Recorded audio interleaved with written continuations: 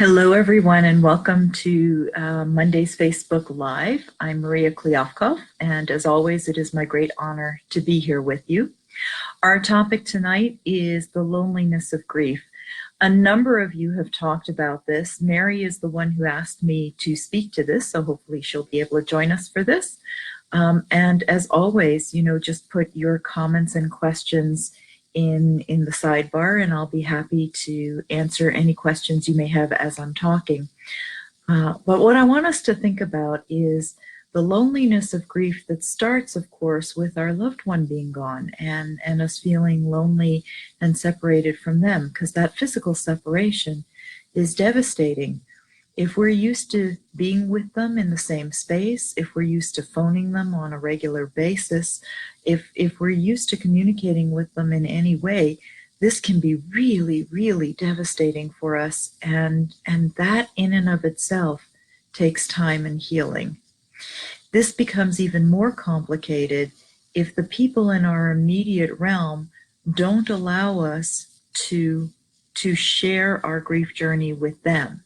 So in other words, if family members or friends are non-supportive of hearing our stories, hearing our concerns, hearing our complaints, hearing our anger. Anger is part of the grief journey, our memories, part of the grief journey.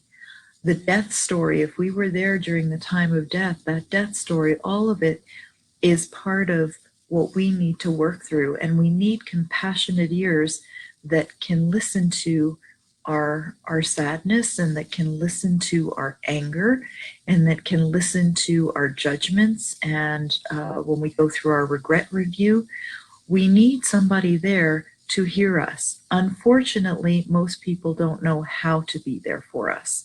So it is a truth that a third of the people in your life will not know what to say, and may even say hurtful and harmful things to you. A third of the people will be neutral, and a third of the people hopefully will be supportive. Even if they don't know what to say, they'll know how to listen to you and to be there for you and be in support of you. The challenge is, if you are like I am, I'm very much a loner. I'm very much I can handle this all on my own. And that is not conducive to the grief journey, because the reality is we really do need support during this time. And so if you're a go it alone kind of person, I would caution you to maybe begin to find who your wellness people are. Who's your wellness team? For me, I have a whole slew of wellness people that I trust to go to and to talk and to really empty my heart with. And that in and of itself, just even the act of having somebody listen to me, that lightens the load. It is very challenging to be in the grief journey with all of the pains of the grief journey, and it's a very heavy load if we're trying to do it alone. We also have to listen into our inner guidance system. So our inner guidance system may well be telling us that we need to isolate. It's not uncommon, particularly in the early stages of grief, to feel like you need to stay at home. And I saw in the comments this week, there were a number of people who talked about not being ready to go out, not being ready to engage with other people. I saw some comments. There was one individual who was talking about how she had lost her husband, and now it's just a really lonely place, and she doesn't want to go out to be with other couples because it just reminds her of that loneliness and that isolation. Only you will know when the time is right for you to step out. So we need to check into that. We need to check into what is true for us, and we need to be willing to follow what is true for us. It is a skill set to learn how to walk through grief. It takes learning the strategies on how to convert grief to mourning. And again, grief is the internal constellation of emotions and thoughts and feelings. It's all of those symptoms wrapped up into one. And if we have the habit of burying and carrying it, that makes the isolation and the loneliness staggering. I remember when I was going through it, there came a moment. This was after my father's death, so this was many, many years ago. My father died 9 years ago. And very early on in my grieving his passing, I just thought to myself, if I just get busy, if I just keep focused on something, then I'll be fine. Busyness is a form of grief avoidance, and we'll do another Facebook Live on that sometime, because that's a topic in and of itself. But what ended up happening is, yes, I wanted to get busy, but by the same token, I didn't want to be engaged or involved with anyone. So I actually moved away from the city and I moved into a very small community. Eventually, I stepped out into that community. But that isolation, that separation, and that going into myself cost me a lot. It cost me a relationship. It cost me being close and living close to my friends. The cost on that level of isolation was very high and very dear. And so if you're not sure how to step out when it is true to step out, if your loneliness is a way of you protecting yourself and guarding yourself against actually going into the grief, then we want to have a talk. And many of you have heard me refer to let's have a talk. And I had a conversation with somebody today where their very first question was, so is this going to cost me anything? So I want to share with you that when I suggest let's have a talk, that's an exploratory talk. It doesn't cost you a thing. It is a half an hour where I sit with you and I have 10 questions that are literally crafted so that I can better understand what your situation is. And in the course of that talk, what we're going to do is we're going to find out if working with me is the next step of your grief journey. And if that's what it turns out to be, then we'll talk about what that looks like afterwards.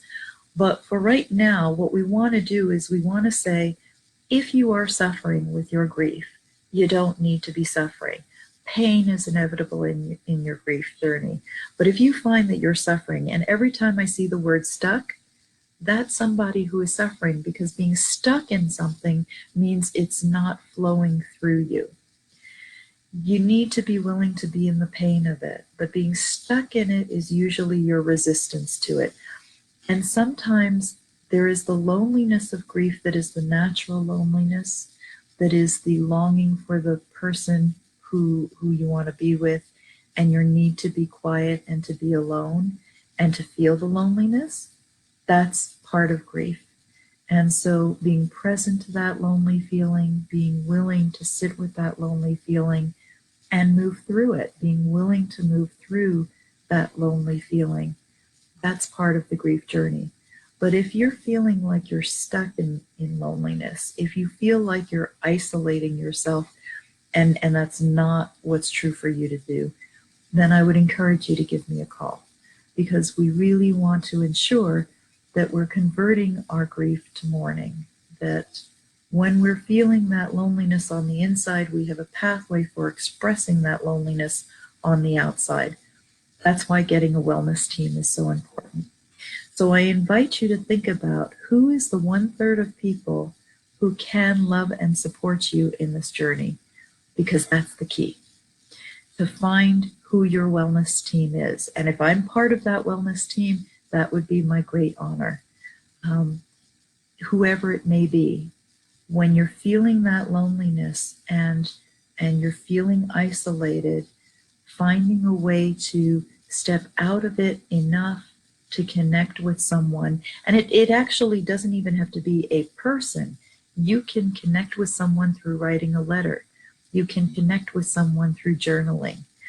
Finding that way to connect so that the loneliness is expressed. Because again, the loneliness that gets trapped in and becomes about isolation, that's where we're starting to get a little stuck with it, right? The loneliness that is expressed, where you can actually say, maybe to your friends that are couples, actually communicate with them and say, I'm feeling really lonely in this, and I appreciate you inviting me out to this. It doesn't feel true for me to go out there. Follow what is true for you. Trust what you know to be true. And in that, I promise you, you will move with ease and grace through this journey. So as always, it's my honor to be here with you.